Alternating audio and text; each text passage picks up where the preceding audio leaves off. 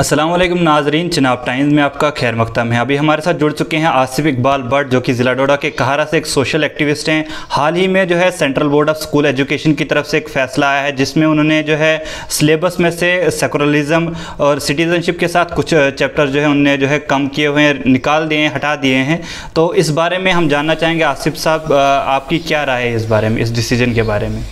जैसा कि आप जानते हैं कि रिसेंटली जो ministry of human resources development और सीबीएसई ने एक ज्वाइंट डिसीजन के तहत 30% सिलेबस में जो है 9th क्लास से लेकर 12th क्लास के सिलेबस को कटेल किया, उसमें कटेलमेंट की है।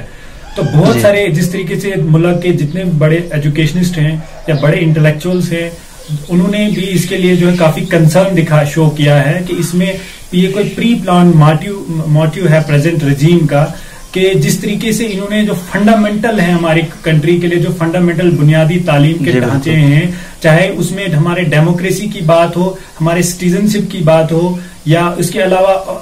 जो हमारी जो नेबरिंग कंट्रीज के साथ हमारे रिलेशन की बात हो, या डिमोनेटाइजेशन जो प्रेजेंट गवर्नमेंट की जिसको ये एक बहुत बड़ा अपना जो सक्सेस मानते थे, डिमोनेटाइजेशन, ऐसे जैसे जो है चैप्टर साथ में प्लानिंग कमीशन भी ये प्लानिंग कमीशन का भी टॉपिक जो है वो रिपील किया गया है। जैसे मैं आपको बताऊं कि जो हिंदुस्तान जो है पूरी दुनिया में एक लार्जेस्ट डेमोक्रेसी माना जाता है, तो हिंदुस्तान की जो सिलेबस से ही हिंदुस्तान के बच्चों को ये मौका नहीं दिया जा रहा है कि वो डेमोक्रेसी के बारे में जाने। खास करके जो डेमोक्रेसी का जो टॉपिक है ये क्लास 12th के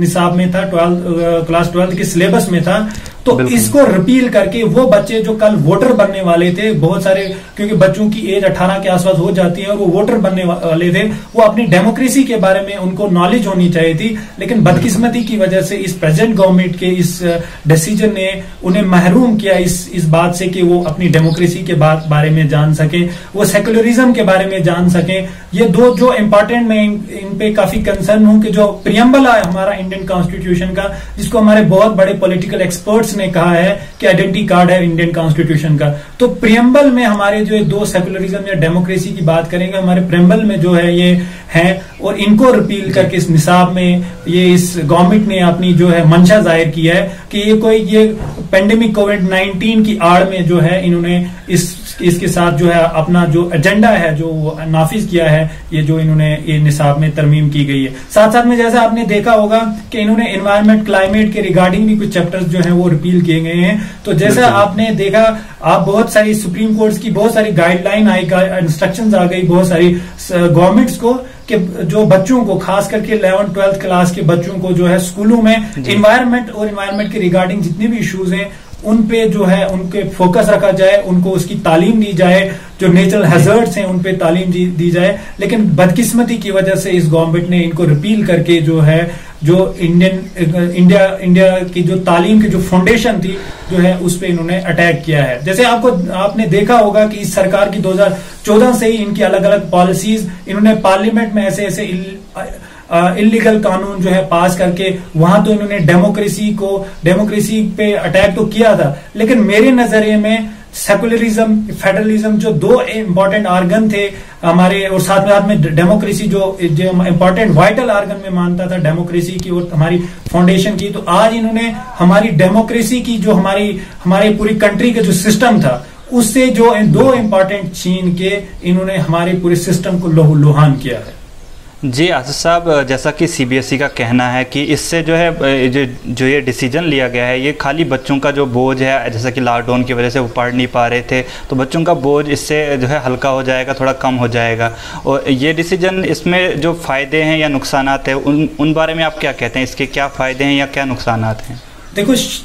मैं शॉर्ट टर्म मान सकता हूं कि कुछ बच्चे इसको लेंगे कि एक बेनिफिट है, लेकिन ये इलॉजिकल है। इलॉजिकल इन द सेंस ये है कि आज बच्चे जो भी तालीम हासिल करते हैं वो इसलिए तालीम हासिल करते हैं कि खाली वो 12th का एग्जाम पास करने के लिए नहीं, या 9th का या 10th का एग्जाम क्वालिफाई करने के लिए नहीं, बल्कि उनका ये मोटिव होता है कि वो कल जाके बहुत सारे कॉम्पिटिटिव एग्जाम्स में बैठे।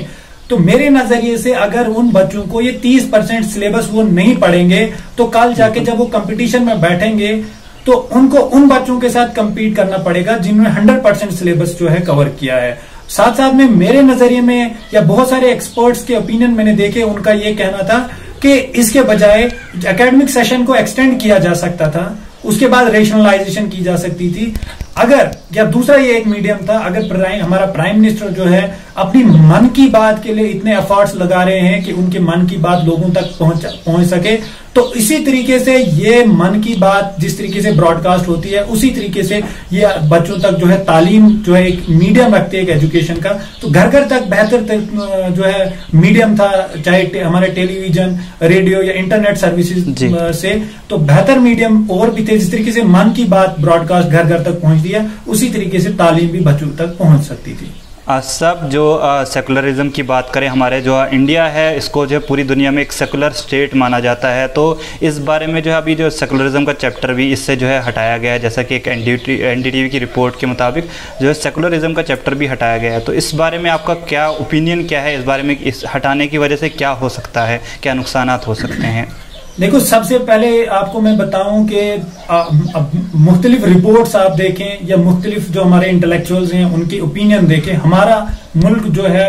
पूरे वर्ल्ड में माना जाता है सेकुलरिज्म के, और इसकी फाउंडेशन जो थी वो सेकुलरिज्म पे की ही बुनियाद पे थी। अगर ये सेकुलरिज्म का कंसेप्ट ये इससे निकालेंगे तो इंडिया का जो सोल है